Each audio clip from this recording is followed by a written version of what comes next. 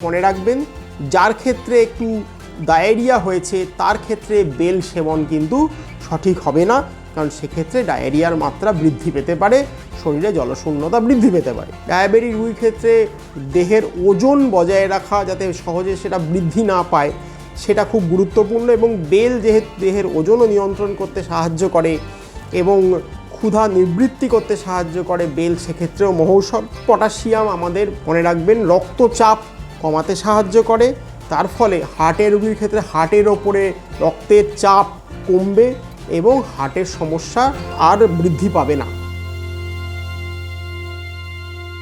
Bell এর মধ্যে প্রচুর পরিমাণে ভিটামিন, খনিজ পদার্থ, ফাইবার এবং অ্যান্টিঅক্সিডেন্ট রয়েছে। বেলের মধ্যে রয়েছে বিভিন্ন উৎসেচক বা এনজাইম, সেই এনজাইমগুলো কিন্তু আমাদের শরীরে খাবার হজম করতে সাহায্য করে। তো একে একে আসি সেগুলোতে। বেলের মধ্যে রয়েছে প্রচুর পরিমাণে ভিটামিন এ এবং ক্যারোটিনয়েডস।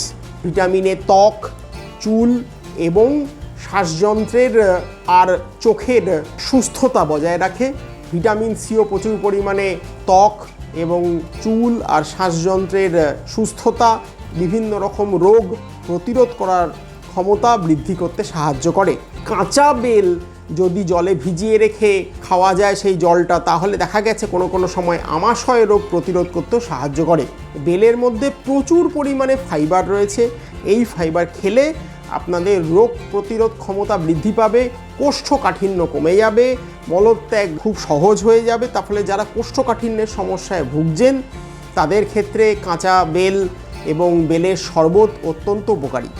তবে বন্ধুরা মনে রাখবেন, যার ক্ষেত্রে একটু পাতলা পায়খানা বা ডায়রিয়া হয়েছে তার ক্ষেত্রে বেল সেবন কিন্তু সঠিক হবে না, কারণ সেক্ষেত্রে ডায়রিয়ার মাত্রা বৃদ্ধি পেতে পারে, শরীরে জলশূন্যতা বৃদ্ধি পেতে পারে। এরপরে চলে আসি বেলের মধ্যে যে বিভিন্ন রকম উৎসেচক রয়েছে সেগুলোর কথায়। বেলে রয়েছে প্রচুর পরিমাণে অ্যামাইলেজ এবং লাইপেজ জাতীয় উৎসেচক।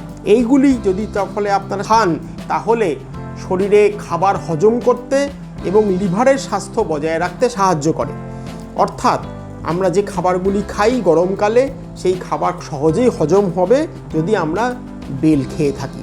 এরপরে আমরা আসি, বেলের মধ্যে রয়েছে প্রচুর পরিমাণে মিথানল জাতীয় যৌগ এবং বেলের মধ্যে রয়েছে প্রচুর পরিমাণে অ্যান্টিঅক্সিডেন্ট এবং অ্যান্টিমিউটাজেনিক ফ্যাক্টরস।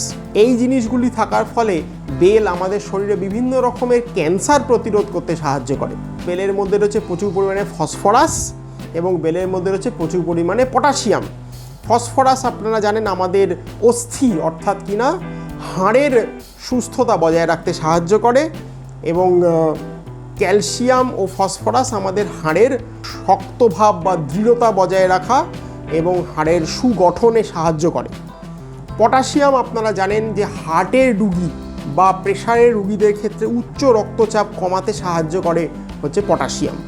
তবে একই সঙ্গে মনে রাখতে হবে, যদি কিডনির সমস্যায় ভোগেন সেক্ষেত্রে বেশি পরিমাণে পটাশিয়াম সেবন করলে কিডনির সমস্যা হতে পারে। তাহলে সেক্ষেত্রে কিডনির সমস্যায় ভুগছেন এবং ডায়ালিসিস চলছে এমন রোগীদের ক্ষেত্রে বেল খাওয়া ঠিক হবে না। ডায়াবেটিক রোগীরা কি বেল খেতে পারবে? ডায়াবেটিক রোগীর জন্য বেল একটি মহৌষধ, কারণ ডায়াবেটিক রোগীর ক্ষেত্রে রক্ত শর্করার পরিমাণ হ্রাস করাটা প্রয়োজন এবং সেটা বেলের মাধ্যমে সম্ভব। ডায়াবেটিক রোগীর ক্ষেত্রে দেহের ওজন বজায় রাখা যাতে সহজে সেটা বৃদ্ধি না পায় সেটা খুব গুরুত্বপূর্ণ, এবং বেল যেহেতু দেহের ওজনও নিয়ন্ত্রণ করতে সাহায্য করে এবং ক্ষুধা নিবৃত্তি করতে সাহায্য করে বেল, সেক্ষেত্রেও মহৌষধ। ডায়াবেটিক রোগীর ক্ষেত্রে দেখা গেছে যে তাদের কোষ্ঠকাঠিন্যের সমস্যা থাকে, বেলের মধ্যে যেহেতু প্রচুর পরিমাণে ফাইবার আছে, সেই ফাইবার যেহেতু মলত্যাগে সাহায্য করে তার ফলে কোষ্ঠকাঠিন্যের সমস্যাও সহজে দূর হয়। অতএব ডায়াবেটিক রোগীর ক্ষেত্রে বেল একটি অত্যন্ত গুরুত্বপূর্ণ ফল। হার্টের রোগীরা কি বেল খেতে পারবে? হার্টের রোগীদের ক্ষেত্রেও আমি বলবো বেল সেবন করা বা বেল খাওয়া অত্যন্ত গুরুত্বপূর্ণ, কারণ বেলের মধ্যে রয়েছে প্রচুর পরিমাণে পটাশিয়াম। এই পটাশিয়াম আমাদের মনে রাখবেন রক্তচাপ কমাতে সাহায্য করে, তার ফলে হার্টের রোগীর ক্ষেত্রে হার্টের ওপরে রক্তের চাপ কমবে এবং হার্টের সমস্যা আর বৃদ্ধি পাবে না। এই গরমে সুস্থ থাকতে আমরা আর কোন কোন বিষয় মাথায় রাখবো?